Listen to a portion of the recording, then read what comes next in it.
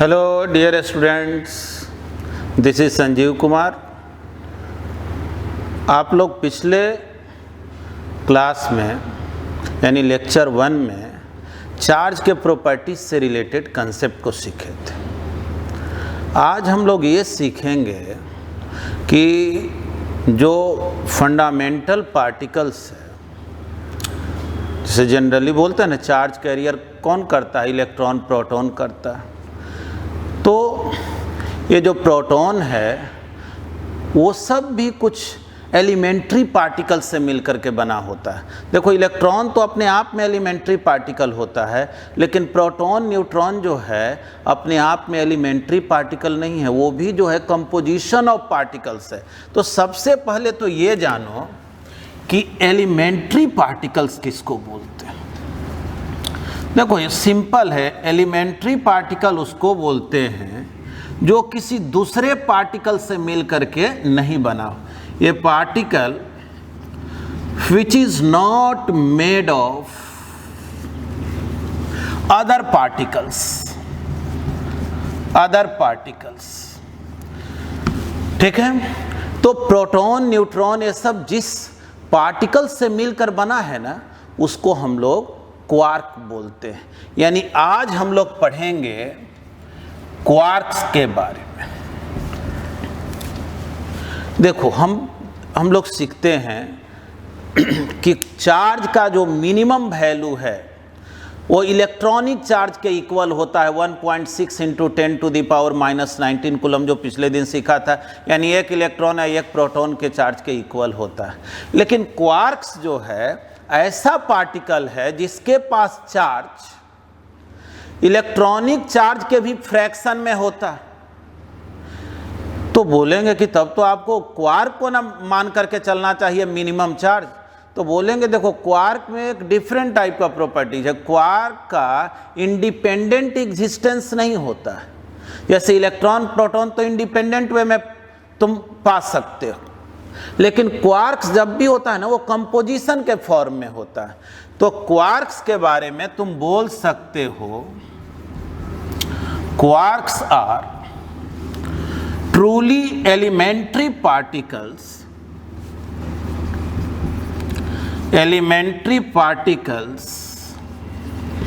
which carry charges of fraction of electronic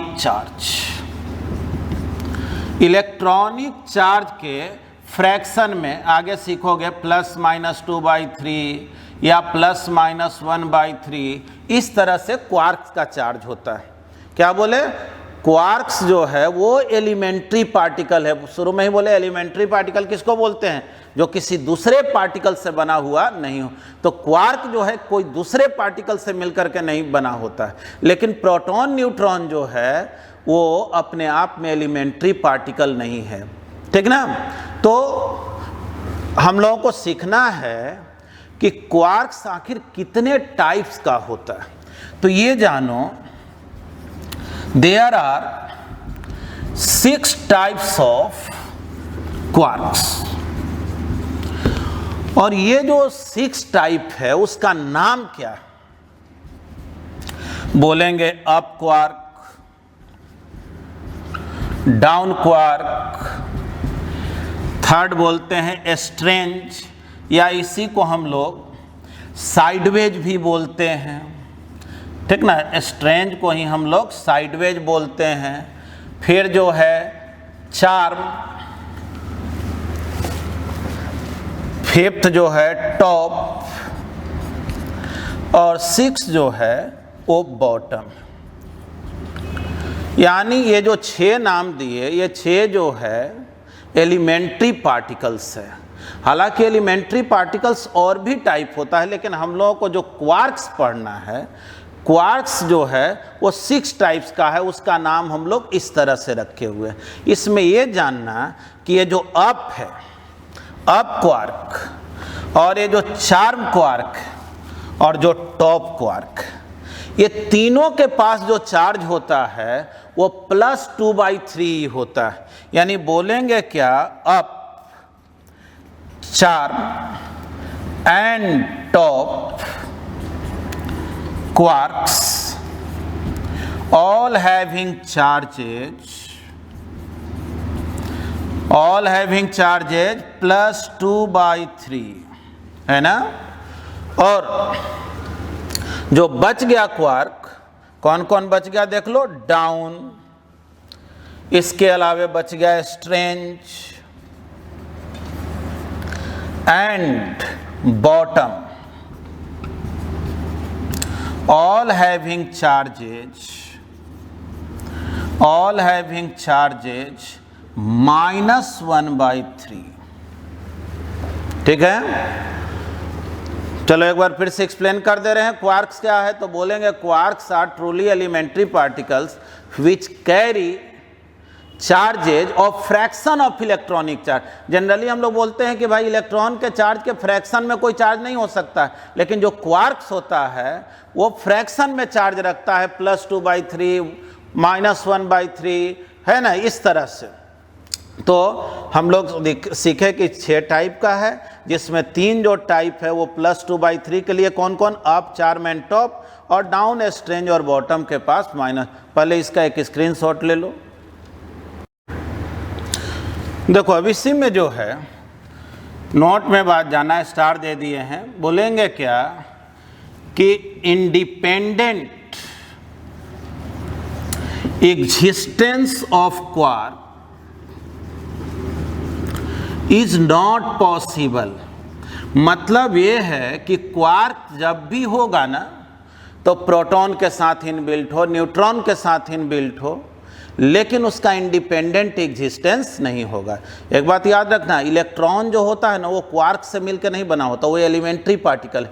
लेकिन proton neutron जो है, ये स्टार्ट में तो हम लोग जानते थे कि प्रोटॉन न्यूट्रॉन भी जो है ना वो एलिमेंट्री पार्टिकल है, लेकिन बाद में पता चला कि प्रोटॉन न्यूट्रॉन भी कुछ पार्टिकल से मिलकर बना हुआ, और उसी पार्टिकल को नाम क्या दिया गया, क्वार्क्स। अब देखो अगर तुम प्रोटॉन में देखोगे तो प्रोटॉन जो है ये 2 अप क्वार्क और एक डाउन क्वार्क से, ठीक ना। देखो UUD, 2 ठो अप क्वार्क और एक डाउन क्वार्क। तो अप क्वार्क के पास चार्ज कितना होता है, 2/3 प्लस में होता है। तो 2 ठो अप क्वार्क है तो 2/3 + 2/3, और डाउन क्वार्क कितना हो गया, -1/3। अब इसको थोड़ा सॉल्व करो तो क्या आ गया, इसको सॉल्व करो तो 4/3 -1/3। देखो तो E बचा क्या, यानी कि प्रोटॉन जो है उसके पास कितने के इक्वल चार्ज होगा, तो पॉजिटिव में इलेक्ट्रॉनिक चार्ज यानी +1.6 × 10⁻⁻19 कूलम। अब अगर बात करो न्यूट्रॉन का, तो देखो न्यूट्रॉन जो है ये एक अप क्वार्क और 2 डाउन क्वार्क से मिलकर के बना होता। तो एक अप क्वार्क का बोलो चार्ज कितना हुआ, 2/3, और 2 डाउन क्वार्क है तो डाउन क्वार्क का चार्ज अभी पढ़े हो -1/3। देखो तो 0 हुआ, यानी न्यूट्रॉन के पास टोटल चार्ज 0। इसको हम लोग UDD लिख देंगे। देखो इसी में एक बात जानना कि एक वर्ड यूज किया जाता है ना, एंटी क्वार्क। क्या, एंटी क्वार्क। तो एंटी क्वार्क में नया कुछ नहीं करना है। अगर तुमसे कोई कहे ना एंटी अप, तो एंटी अप, तो इसको हम लोग ऐसे लिखते हैं, U बार, ऐसे लाइन खींच देंगे ना तो ये एंटी क्वार्क हो गया। केवल U लिखे तो अप क्वार्क हो गया, और अगर U बार कर दिया तो एंटी अप हो गया। तो बोलेंगे क्या, anti up quark has charges. तो बोलो अप के पास कितना चार्ज होता था, तो अप के पास 2/3 प्लस में होता था ना, तो इसमें होगा -2/3, साइन बदल देना। उसी तरह से ठीक ना, बोलेंगे सिमिलरली एंटी डाउन क्वार्क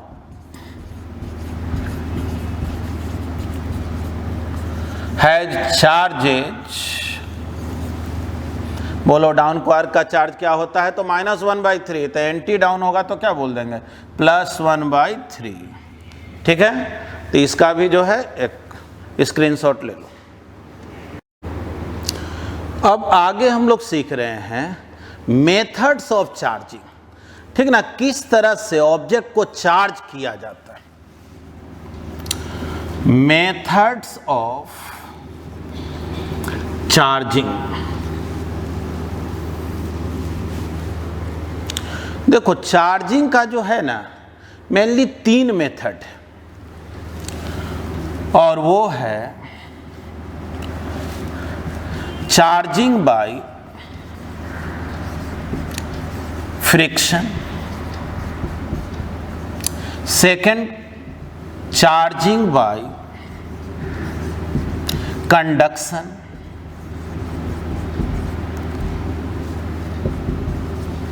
और थर्ड जो है चार्जिंग बाय इंडक्शन। ठीक ना, चार्जिंग बाय इंडक्शन। अब इसको समझना, सबसे पहले हम लोग चार्जिंग बाय फ्रिक्शन को देखते हैं। Charging by friction. देखो जनरली जो है ना इस चार्जिंग बाय फ्रिक्शन मेथड से हम लोग इंसुलेटर वगैरह को चार्ज करते हैं। इंसुलेटर समझते हो ना, जैसे देखो मटेरियल जो है ना वो 3 तरह का होता है। एक बोलते हैं कंडक्टर, यानी गुड कंडक्टर, जो मेटल वगैरह हुआ जिसमें आसानी से करंट पास करता है। दूसरा होता है सेमी कंडक्टर। ठीक ना, हम लोगों को मॉडर्न फिजिक्स में एक चैप्टर या इलेक्ट्रॉनिक डिवाइस है जिसमें सेमी कंडक्टर ही पढ़ना है। फिलहाल जानो, एक कंडक्टर, सेमी कंडक्टर, और तीसरा होता है इंसुलेटर, जो बहुत आसानी से चार्ज नहीं होता है ना, जिसमें आसानी से करंट पास नहीं करता, उसको इंसुलेटर या बैड कंडक्टर बोलते हैं। तो देखो अगर तुम ऐसा करो, एक ग्लास रॉड को लो और सिल्क क्लॉथ पे उसको रगड़ो, तो क्या देखोगे कि ग्लास रॉड जो है अपने कुछ इलेक्ट्रॉन को लूज कर दिया, और तुम्हारा ग्लास रॉड इलेक्ट्रॉन लूज करने के कारण वो पॉजिटिवली चार्ज हो गया। ऐसे भी जानना, कोई भी बॉडी अगर न्यूट्रल हो, जैसे पेन न्यूट्रल है, तो न्यूट्रल का मतलब ये नहीं होता है इसके पास चार्ज नहीं है। चार्ज इसके पास है, लेकिन जितना नंबर में इसमें इलेक्ट्रॉन मौजूद है उतना ही नंबर में प्रोटॉन मौजूद है, और दोनों एक दूसरे को न्यूट्रलाइज कर दे रहा है। लेकिन जैसे ही इस ग्लास रॉड का कुछ इलेक्ट्रॉन शिफ्ट कर गया सिल्क पे, तो बतलाओ इसमें अब एक्सेस जो है प्रोटॉन हो गया ना, माने इलेक्ट्रॉन का डिफिशियंसी हो गया ना रॉड में, इलेक्ट्रॉन ये लूज किया है, तब ये रॉड हो गया पॉजिटिवली चार्ज और क्लॉथ क्या हो गया, निगेटिवली चार्ज। ठीक ना, इसमें देखो बहुत दिमाग लगाने की ज़रूरत नहीं है। कोई भी मान लो कि तुम एक रॉड को लिए, चलो जनरली हम लोग एग्जाम्पल में ग्लास रॉड को लेते हैं, और ग्लास रॉड को क्या किए कि ये सिल्क क्लॉथ है और इसके ऊपर जो है रब कर दिए, तो रब करने से ग्लास रॉड का कुछ इलेक्ट्रॉन इस पे ट्रांसफ़र हुआ, और आप क्या देखें रब करने के बाद कि ये ग्लास रॉड जो है वो पॉजिटिवली चार्ज हो गया, और क्लॉथ कैसा हो गया, निगेटिवली चार्ज हो गया। समझ गया? अब ऐसे तुम लोगों को रिटर्न जो है वो लिंक पे नोट्स तो दिया ही जा रहा है, इसलिए हम बात को समझा दे रहे हैं, और उसमें तुम्हारा जो है नोट्स में लिखा हुआ रहेगा सब चीज़। अब देखो, ये तो हम लोग सीखे चार्जिंग बाय फ्रिक्शन को, और चार्जिंग बाय फ्रिक्शन में मेनली क्या सीखा है कि ये इंसुलेटर को मेनली चार्ज करने का मेथड्स है। अब जो है नेक्स्ट हम लोग देखते हैं चार्जिंग बाय कंडक्शन को। ठीक ना, देखो चार्जिंग बाय कंडक्शन को देखते हैं। Second, charging by conduction. देखो इसमें हम लोग क्या पढ़ेंगे, जनरली इसके हेल्प से हम लोग कंडक्टर को चार्ज करते हैं। जैसे अभी तुम सीखा ना कि ग्लास रॉड को सिल्क पे जो है रब कर दिए तो ग्लास रॉड पॉजिटिवली चार्ज हो गया। तो तुम एक काम करो, इस पॉजिटिवली चार्ज रॉड को एक न्यूट्रल बॉडी, मान लो ये न्यूट्रल कंडक्टर, इसके पास जो है कोई चार्ज नहीं, क्या करो इसको तुम इसके कांटेक्ट में लाओ, है ना। ये समझो ये स्टेप 1 है। इसको जो है इसके कांटेक्ट में लाओ। तो इसको जब कांटेक्ट में लाओगे ना तो देखो होता क्या है।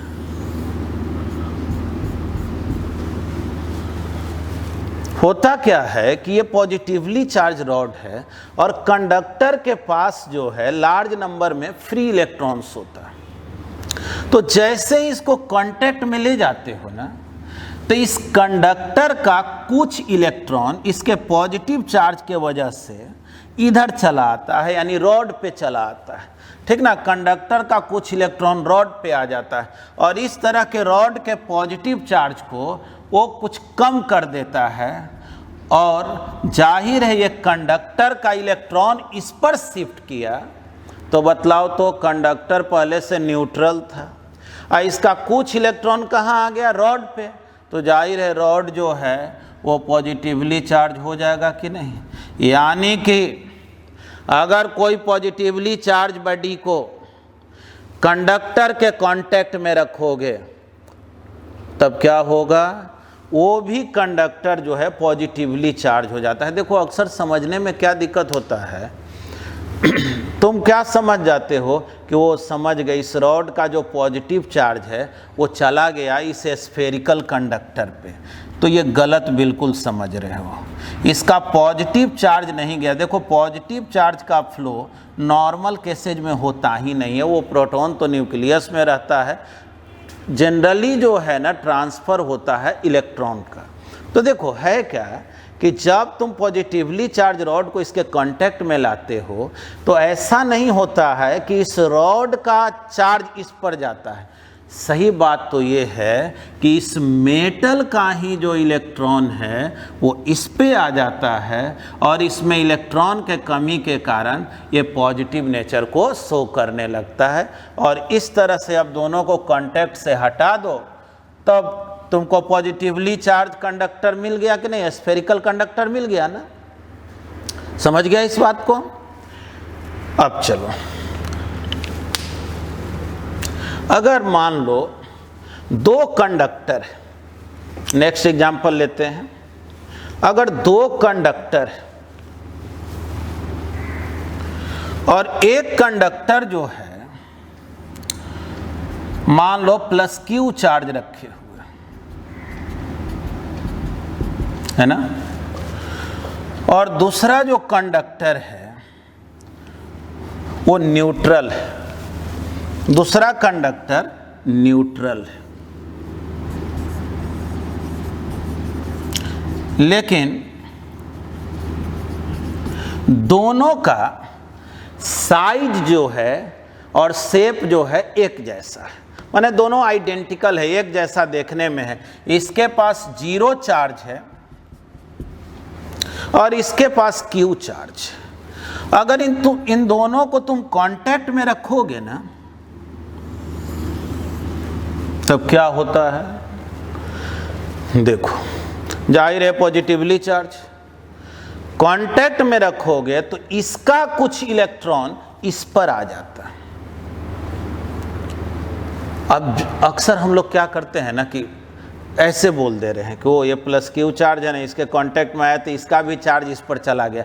बोलने के भाषा में हम लोग बोल देते हैं और ये भी बोल देते हैं कि अगर दोनों आइडेंटिकल है, एक जैसा है, तो Q/2 Q/2, यानी जो भी टोटल चार्ज होगा वो हाफ हाफ बट जाता है, ठीक ना। ये बात हाफ हाफ के लिए हमेशा नहीं है। अगर रॉड और स्फीयर को कांटेक्ट में लाएंगे तो हाफ हाफ नहीं बटेगा, लेकिन अगर इस स्फीयर पे प्लस क्यू चार्ज है, इस पर 0 है और दोनों का साइज एक जैसा है तो चार्ज जो है ना इक्वली डिवाइड होता है। इस बात को याद रखना, कुछ न्यूमेरिकल्स वगैरह बनाने में हेल्प भी करेगा।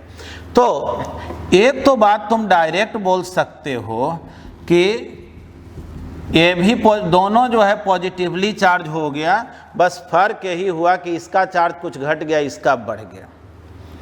लेकिन सही मायने में क्या होता है कि जब इसको कांटेक्ट में ले जाते हो ना न्यूट्रल के, तो न्यूट्रल का इलेक्ट्रॉन इस, चूंकि ये पॉजिटिवली चार्ज है, इलेक्ट्रॉन को अट्रैक्ट करता है, तो इसका इलेक्ट्रॉन इस पर ट्रांसफर होगा और इस पे जब ट्रांसफर हो गया तो इसका चार्ज तो कुछ घट गया, क्योंकि ये पॉजिटिवली चार्ज था, इलेक्ट्रॉन कुछ चार्ज को तो न्यूट्रलाइज कर दिया और इसका इलेक्ट्रॉन घट गया, इसलिए ये कैसा हो गया, पॉजिटिवली चार्ज हो गया। अगर बाय द वे बिल्कुल माइक्रोस्कोपिक व्यू में तुमसे ऐसे क्वेश्चन पूछा जाए कि एक बात बताओ, पहले जो था मान लो इस स्फीयर का नाम हम ए रख दिए, इसका बी रख दिए,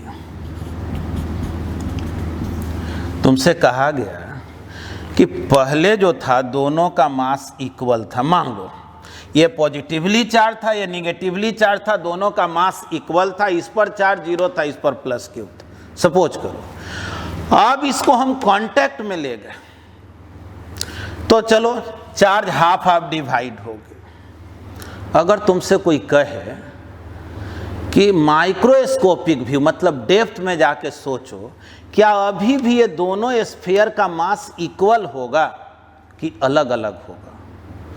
तो याद रखना इसका इलेक्ट्रॉन इस पर आया है और इलेक्ट्रॉन जिस पर जाएगा तो इलेक्ट्रॉन में कुछ मास होता है कि नहीं, तो जाहिर है ए का जो मास है वो बी के मास से कुछ बढ़ जाएगा ना, क्योंकि बी अपना इलेक्ट्रॉन कुछ लूज किया है ना।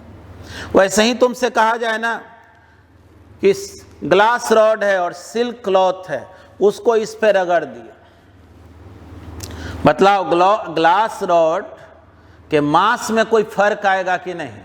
तो ग्लास रॉड जब इलेक्ट्रॉन को लूज करेगा तो कुछ न कुछ तो इसका मास घटेगा ना, भले वो चेंजिंग इतना कम होगा, क्योंकि इलेक्ट्रॉन का मास जानते ही हो इतना कम होता है कि जिससे प्रैक्टिकल वे में तो कोई फर्क नहीं लगेगा, लेकिन सैद्धांतिक तौर पे सोचो, थियोरेटिकली सोचो तो कुछ फर्क पड़ेगा कि नहीं। ठीक है, तो ये हो गया चार्जिंग बाय कंडक्शन। इसका भी जो है ना एक स्क्रीनशॉट ले लो। अब देखो थर्ड पॉइंट में वो है चार्जिंग बाय इंडक्शन। देखो बहुत सारे स्टूडेंट जो है वो चार्जिंग बाय इंडक्शन प्रोसेस को बहुत बेहतर ढंग से समझ में नहीं आता। ऐसे भी जानो हम लोगों को इलेक्ट्रोस्टैटिक इंडक्शन आगे डिटेल में पढ़ना, लेकिन फिर भी जो बात समझा रहे हैं वो क्लियर बिल्कुल समझ में आएगा। देखो ध्यान से, चार्जिंग बाय इंडक्शन में दो ऑब्जेक्ट को बिना कांटेक्ट में लाए चार्ज करना होता है। तो पहले तो समझो ये इंडक्शन प्रोसेस है क्या। जैसे मान लो ये न्यूट्रल कंडक्टर है, ठीक ना, एक स्फेरिकल कंडक्टर है, मेटल का तुम एक बॉल ले लिए और सपोज करो एक पॉजिटिवली चार्ज्ड रॉड को इसके नजदीक लाया। देखो होता क्या है कि इस मेटल में लार्ज नंबर में फ्री इलेक्ट्रॉन्स है, तो ये जो इलेक्ट्रॉन्स है वो अट्रैक्ट होगा ना इसके पॉजिटिव चार्ज को देख करके, तो इलेक्ट्रॉन जो है वो इधर शिफ्ट करता है। तो इधर का जो पोर्शन है ना वो निगेटिवली चार्ज्ड हो जाता है और इधर का जो पोर्शन है इस पॉजिटिव, चूंकि इधर का इलेक्ट्रॉन जो है इधर शिफ्ट हुआ है तो इधर का पोर्शन में इलेक्ट्रॉन कम हो गया तो ये पॉजिटिवली चार्ज हो जाता है। और इस पर जो चार्ज डेवलप होता है ना, इसी चार्ज को हम लोग इंड्यूस्ड चार्ज बोलते हैं, जो आगे हम लोग डिटेल में इंडक्शन जब पढ़ेंगे तो समझेंगे। फिलहाल जो मेथड बताया जा रहा है उसको समझो। तो देखो जी, ये स्टेप 1 हो गया। यानी समझो इसका प्लस माइनस चार्ज एक तरह से सेपरेट हो गया ना, माइनस चार्ज इस साइड पोलराइज हो गया, प्लस चार्ज इस साइड हो गया। ठीक है, अब देखो सेकेंड स्टेप में क्या करना है। स्टेप 2 जो है उसमें हम लोग क्या करते हैं कि ग्लास रॉड तो जिस पोजीशन में है वैसे है ही, ये जो स्फीयर है जिसके इस साइड में माइनस और इस साइड में प्लस चार्ज है, इसको जो है हम लोग एक स्विच के हेल्प से अर्थ से कनेक्ट कर देते हैं। ठीक ना, ये कंडक्टिंग वायर है, अर्थ से ऐसा जब सिंबल बना हुआ रहे ना तो इसको हम लोग अर्थिंग बोलते हैं। इसको अर्थ से कनेक्ट कर दिए। देखो देखो यहाँ पे स्विच लगा हुआ। अब देखो जैसे ही तुम इस स्विच को क्लोज करते हो, ठीक ना, यहां लिख दे रहे हैं step 3, when switch is closed. अब देखो क्लोज करना मतलब ये मत समझना कि बंद हो जाना, क्लोज करने का मतलब कनेक्ट हो जाना। ठीक ना, क्लोज करना जो है मतलब ये तार जुट गया तो क्लोज्ड हो गया। ठीक ना, इलेक्ट्रिसिटी में हम लोग क्लोज और ओपन बात करते हैं, यानी कि अगर स्विच को ऊपर कर दिया तो इसको ओपन सर्किट बोलते हैं और ऐसे कर दिए तो क्लोज बोलेंगे। ठीक है ना, तो अभी हम लोग स्विच को क्लोज कर दिए, तो ध्यान से देखना। व्हेन स्विच इज क्लोज्ड, तो स्विच जब क्लोज्ड होता है तब देखो क्या इफेक्ट होगा। तब तो रॉड पे तो जो चार्ज है वो तो है ही, ये तो कांटेक्ट में गया ही नहीं। अब देखो इधर जो है पोर्शन निगेटिव चार्ज है और अब स्विच को तुम क्लोज कर दिए, देखो डायरेक्ट वायर हो गया है ना। तुम क्या देखोगे कि इसका जो पॉजिटिव चार्ज जो इंड्यूस हुआ था वो गायब हो गया। ठीक ना, इधर का चार्ज गायब हो गया, केवल ये चार्ज रह गया। ठीक ना, अर्थिंग भी हम लोग डिटेल में पढ़ेंगे। लेकिन अब तुमसे कोई कहे कि क्या इसका जो पॉजिटिव चार्ज था अर्थ में चला गया, तो बोलना कि नहीं, बल्कि अर्थ से जब कनेक्ट किए तो अर्थ से इतना इलेक्ट्रॉन शिफ्ट होकर के इस स्फीयर पर आया जिससे इसका पॉजिटिव चार्ज न्यूट्रलाइज हो गया। मतलब सही मायने में देखो अर्थ से ही इलेक्ट्रॉन आ रहा, इससे इलेक्ट्रॉन अर्थ में नहीं जा रहा। तो अब जो है अर्थिंग कर देने के बाद इसका ये पोजीशन हुआ। देखो अब क्या करो, अब फोर्थ स्टेप में इस स्विच को काट दो, है ना, मतलब स्विच को ओपन कर दो जैसे था और रॉड को अब हटा दो।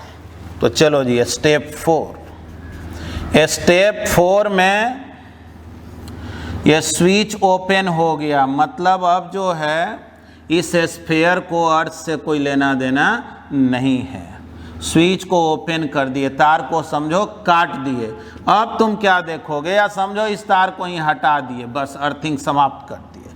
तब देखोगे ना कि इस पर कितना चार्ज था, माइनस ना, तो यही चार्ज जो है जब इस रॉड को हटा दोगे, अर्थ को डिस्कनेक्ट कर दोगे वायर को, तो यही जो निगेटिव चार्ज इस साइड था वही इसके पूरे सरफेस पर एक्युमुलेट हो गया, पूरे सरफेस पर डिस्ट्रीब्यूट हो गया। तो बतलाओ, तो इस प्रोसेस में हम लोग एक निगेटिवली चार्ज्ड स्फीयर को ऑब्टेन किए ना, जबकि देखो इसी रॉड के हेल्प से चार्ज किए हैं, लेकिन इस रॉड को इसके कांटेक्ट में तो नहीं लाए हैं। रॉड को जैसे ही इसके नजदीक रखे, इधर माइनस इधर प्लस चार्ज एक्युमुलेट हो गया। अब उसको अगले स्टेप में हम लोग अर्थ से कनेक्ट किए, अर्थ से जैसे ही कनेक्ट किए, अर्थ से इलेक्ट्रॉन आके इसके पॉजिटिव चार्ज को न्यूट्रलाइज कर दिया। अब अर्थिंग को भी हटा दिए, रॉड को भी हटा दिए, एक निगेटिवली चार्ज स्फीयर मिल गया। अब तुमसे कोई कहे लेकिन अगर हमको पॉजिटिवली चार्ज स्फीयर की जरूरत हो तब, बोले इसमें क्या है, बस आपकी निगेटिवली चार्ज रॉड लो ये पॉजिटिवली चार्ज ना लेकर के कैसा लो, निगेटिवली। अगर ये निगेटिवली चार्ज होता तो इधर प्लस हो जाता और इधर माइनस, फिर अर्थिंग करता तो इसका इलेक्ट्रॉन अर्थ में चला जाता और तब तुमको कैसा स्फीयर ऑब्टेन्ड हो जाता, तो तब तुमको स्फीयर ऑब्टेन्ड हो जाता पॉजिटिवली चार्ज। तो ठीक है, इस एग्जाम्पल को तो लिख लिया है, इसका एक स्क्रीनशॉट लेना चाहते हो तो ले लो। चलो एक और एग्जाम्पल लेते हैं।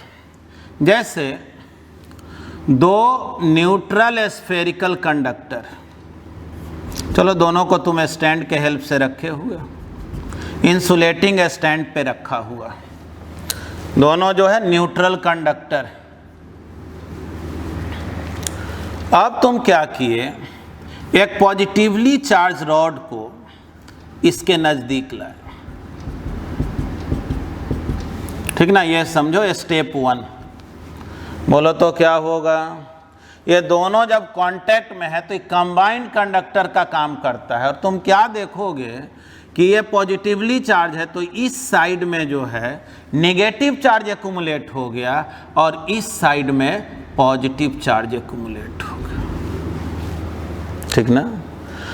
और अब स्टेप 2 में तुमको नया कुछ नहीं करना है, सबसे बढ़िया मेथड, बस दोनों को सेपरेट कर दो। अब चलो दोनों को सेपरेट करो और रॉड को हटा दो। दोनों को जैसे ही सेपरेट करोगे तो ये स्फीयर हो जाएगा निगेटिवली चार्ज और ये स्फीयर हो गया पॉजिटिवली चार्ज, है ना। तो इस तरह से तुम इंडक्शन मेथड के हेल्प से देखो, कांटेक्ट में नहीं लाया और जो कुछ भी हुआ इस रॉड के कारण ही ना हुआ है। बिना कांटेक्ट में लाए दो चार्ज बॉडी को हम लोग ऑब्टेन कर लिए कि नहीं। चलो ये तो हम लोग समझ गए। अब देखो कोई बॉडी चार्ज है कि नहीं है, या चार्ज उस पर पॉजिटिव है कि निगेटिव है, ये कैसे पता करें, है ना। अब हम तुमसे कहे कि बतलाओ तो ये पेन चार्ज है कि नहीं, तो कैसे बता पाओगे। तो उसके लिए एक अपरेटस है इलेक्ट्रोस्कोप। तो आओ हम लोग आगे गोल्ड लीफ इलेक्ट्रोस्कोप को पढ़ते हैं। उसके पहले जो है इस फिगर को तुम लोग स्क्रीनशॉट ले लो। देखो एक ऐसा अपरेटस है जिसको हम लोग इलेक्ट्रोस्कोप बोलते हैं, जिसके हेल्प से तुम ये पता कर सकते हो कि ऑब्जेक्ट चार्ज्ड है कि नहीं।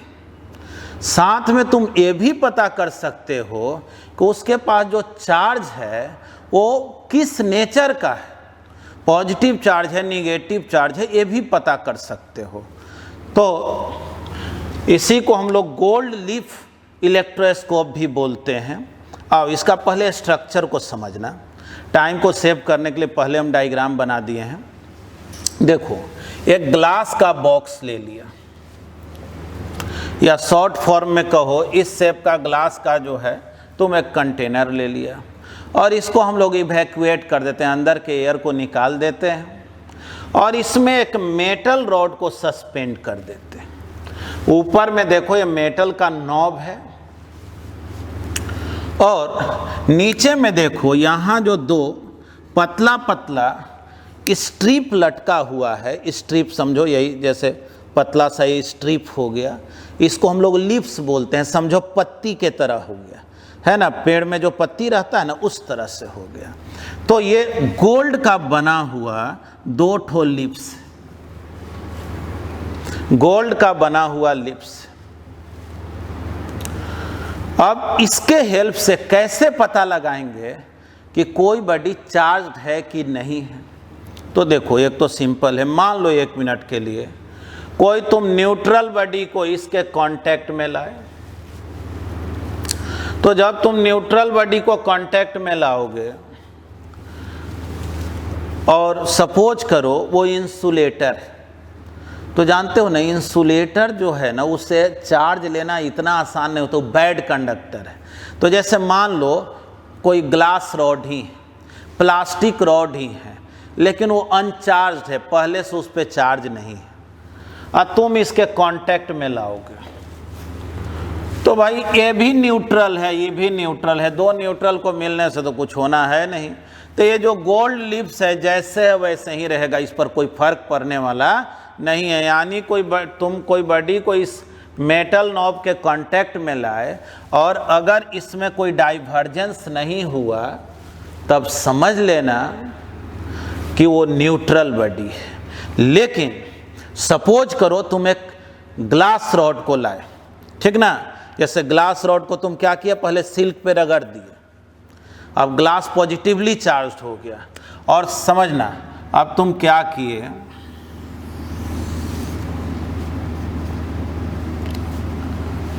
कि इस मेटल नॉब जो है इसके कांटेक्ट में पॉजिटिवली चार्ज जो है ग्लास रॉड को लाए। देखो अब क्या होगा, तो देखो ये भी तो मेटल का बना हुआ है और जब इस चार्ज रॉड को इसके कांटेक्ट में लाओगे तो अभी ना पढ़ा था चार्जिंग बाय कंडक्शन, तो जाहिर है इस मेटल का जो है कुछ इलेक्ट्रॉन, इस रॉड का इलेक्ट्रॉन किस पे ट्रांसफर हो जाएगा, इस ग्लास रॉड पे, ठीक ना।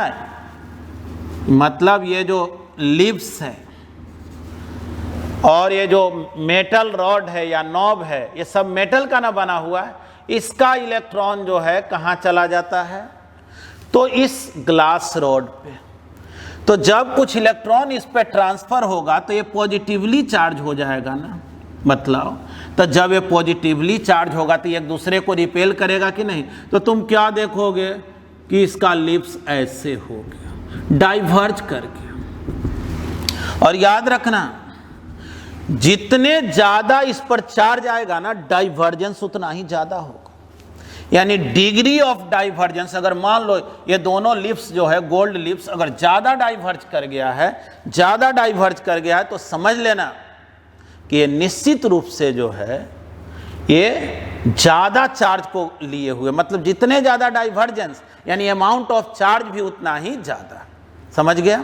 तो सोचो इस पॉजिटिवली चार्ज रॉड को इसके कांटेक्ट में लाए और कांटेक्ट में लाते ही ये डाइवर्ज कर गया, तो समझ गए कि ये जो रॉड है वो कैसा बॉडी है, वो चार्ज बॉडी है। लेकिन अगर इस रॉड को कांटेक्ट में लाते और डाइवर्जेंस नहीं होता है, तो डाइवर्जेंस नहीं होता तब तुम क्या सोचते, तब तुम ये सोचते कि तब ये चार्ज बॉडी नहीं है, ठीक है।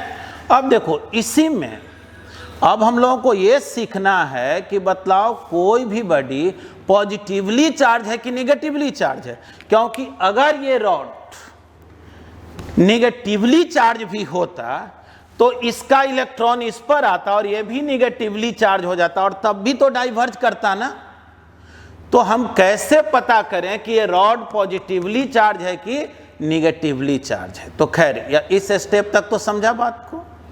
तो ये जो स्टेप है इसमें थोड़ा बात को समझो, सीखो जो बात बता रहे। इस स्टेप में तुम ये जाना कि जब हम लोग एक पॉजिटिवली चार्ज ग्लास रॉड को रखेंगे तो इस गोल्ड लिप्स भी पॉजिटिवली चार्ज हो जाएगा और वो जो है डाइवर्ज कर जाएगा। यहाँ तक पहले समझो। अब इसी के हेल्प से तुमको आगे समझा रहे हैं कि कैसे तुम पता करोगे कि वो पॉजिटिवली चार्ज होगा कि निगेटिवली चार्ज होगा। वैसे हम डायग्राम को इधर मिटा दे रहे हैं और तुम लोगों को आगे एक्सप्लेन कर रहे हैं और बताई हैं, जैसा कि तुम्हारे लिंक पे जो है ना वो रिटेन में वो सब मिल जाएगा। इसलिए अपना स्क्रीनशॉट लेना भी चाहोगे तो ले भी सकते हो, नहीं भी लेना चाहते हो तो नहीं ले सकते हो। तो देखो हम लोग इस स्टेप तक सीखे थे कि अगर एक पॉजिटिवली चार्ज रॉड को हम लोग नॉब के कांटेक्ट में लाए, इसका लिप्स जो है वो डाइवर्ज कर गया, ये भी पॉजिटिवली चार्ज हो गया। अब जो है क्या करो, अगले स्टेप में इस रॉड को हटा दो। तो खैर ये तो डाइवर्ज रहेगा क्योंकि ऑलरेडी ये पॉजिटिवली चार्ज। चलो ये पॉजिटिवली चार्ज है, ये डाइवर्ज है और ये पूरा जो है मेटल का बना हुआ है, रॉड भी और ये जो नॉब है वो भी मेटल का बना हुआ। देखो अगले स्टेप में क्या करना है, ध्यान से देखना है, बहुत ही सिंपल है। अगर तुमसे कोई कहे कि भाई कैसे हम पता करेंगे कि कोई बॉडी पॉजिटिवली चार्ज है कि नेगेटिवली चार्ज है, तो बोलेंगे देखो बहुत सिंपल है, अभी हमको इतना तो मालूम है कि ये गोल्ड लिप्स जो है वो पॉजिटिवली चार्ज। देखो क्या करो, बिना कांटेक्ट में लाए भी पता चल जाएगा। जैसे देखो, मान लो तुम इसके कांटेक्ट में एक पॉजिटिवली चार्ज जो है रॉड को बिल्कुल कांटेक्ट में न रखे, कुछ थोड़ा गैप पे रखे, चलो यहाँ रख दिया। देखना क्या होगा, अभी कुछ देर पहले पढ़ा था ना इंडक्शन इफेक्ट। तो इंडक्शन में क्या होता है कि जैसे ही पॉजिटिवली चार्ज रॉड को इसके नज़दीक रखोगे तो इधर माइनस चार्ज आ, यानी इस मेटल का इलेक्ट्रॉन इधर शिफ्ट होगा और इधर माइनस आएगा। तो सोचो इस साइड जैसे ही माइनस आएगा यानी इधर का इलेक्ट्रॉन इधर शिफ्ट होगा तो ये और ज़्यादा पॉजिटिवली चार्ज हो जाएगा ना। तो बोलो डाइवर्जेंस बढ़ जाएगा कि नहीं? कुछ भी नहीं करना है, अगर पॉजिटिवली चार्ज रॉड को इसके नज़दीक ला के रख दो, कांटेक्ट में भी मतलब, अगर पॉजिटिवली चार्ज रॉड को रखोगे ना तो ये ज़्यादा डाइवर्ज कर जाएगा। ज़्यादा डाइवर्ज कर गया तो समझ लेना ये रॉड कैसा है, पॉजिटिवली चार्ज, क्योंकि ये पहले से हमको पता है ये पॉजिटिवली चार्ज, क्योंकि इस एक्सपेरिमेंट में हमको इस स्टेप में हम समझ चुके हैं। हम glass positively charge glass rod को नॉब के कांटेक्ट में लाए थे, ये डाइवर्ज कर गया था, रॉड को हटा दिए थे। दूसरे स्टेप में हम क्या किए कि ऑलरेडी ये डाइवर्ज तो था ही, जैसे ही हम पॉजिटिवली चार्ज रॉड को इसके नज़दीक लाए, इसका इलेक्ट्रॉन उधर शिफ्ट किया और इसका पॉजिटिविटी और बढ़ गया और एक दूसरे को ज़्यादा डाइवर्ज कर दिया। ज़्यादा डाइवर्ज कर दिया इसका मतलब हुआ कि ये रॉड कैसा चार्ज है, पॉजिटिवली चार्ज। अब देखो इसी में अगले स्टेप में अगर ये निगेटिवली चार्ज रॉड होता, माइनस होता तब, तो सोच लो जब अगर ये माइनस होता तब यही बात उल्टा हो जाता। जैसे समझो कोई कंडक्टर है और यहाँ इसके कांटेक्ट में तुम निगेटिवली चार्ज रॉड को रख दे, माइनस चार्ज को रख, तब क्या होगा? तो माइनस चार्ज जो है इस मेटल के इलेक्ट्रॉन को रिपेल करेगा ना, यानी निगेटिव चार्ज इधर एक्युमुलेट होगा, पॉजिटिव इधर एक्युमुलेट होगा। तो देखो क्या होता है, जैसे ही यहाँ तुम माइनस चार्ज रखोगे तो इस मेटल के ये नॉब जो है, रॉड जो है, इसका जो इलेक्ट्रॉन है वो किधर शिफ्ट होगा, नीचे। अब और इधर पॉजिटिव चार्ज एक्युमुलेट होगा। तो सोचो जब इलेक्ट्रॉन नीचे शिफ्ट करेगा तो उस केस में इसका चार्ज कुछ घट जाएगा ना, ये पॉजिटिवली चार्ज और नीचे इलेक्ट्रॉन आएगा तो बतलाओ इसका कुछ पॉजिटिविटी घटेगा कि नहीं? तब इसका जो डाइवर्जेंस है, जो ऐसे लिप्स डाइवर्ज कर गया है, वो थोड़ा डाइवर्जेंस घटेगा ना। या ऐसा भी हो सकता है बिल्कुल सीधा हो जाए, अगर ये यहाँ जितना यहाँ पॉजिटिव चार्ज है अगर उतना ही इलेक्ट्रॉन आ जाए तो। यानी कि सिंपल मेथड क्या है, नेगेटिवली चार्ज बॉडी लाओगे तो डाइवर्जेंस घट जाएगा, पॉजिटिवली चार्ज बॉडी रखोगे डाइवर्जेंस बढ़ गया। बतलाओ तो इसके हेल्प से आसानी से पता कर सकते हैं ना। एक तो बात ये हुआ कि पता कि ये चार्ज है कि नहीं है, तो चार्ज है कि नहीं उसको पता करने के लिए तो कुछ करना नहीं है, कांटेक्ट में लाया डाइवर्ज कर गया मतलब चार्ज बॉडी है। और पॉजिटिवली चार्ज है कि नेगेटिवली चार्ज है, तो बस इस प्रोसेस को अपनाएंगे। अगर पॉजिटिवली चार्ज रॉड को लाओगे तो डाइवर्जेंस बढ़ जाएगा, नेगेटिवली चार्ज रॉड को लाओगे तो डाइवर्जेंस घट जाएगा। ठीक है, तो ये है इलेक्ट्रोस्कोप। तो देखो इसको तुम लोग यहाँ तक सीखो। तुम लोगों को नेक्स्ट क्लास में सिखाएंगे कि कूलम्ब फोर्स कैसे कैलकुलेट किया जाता है।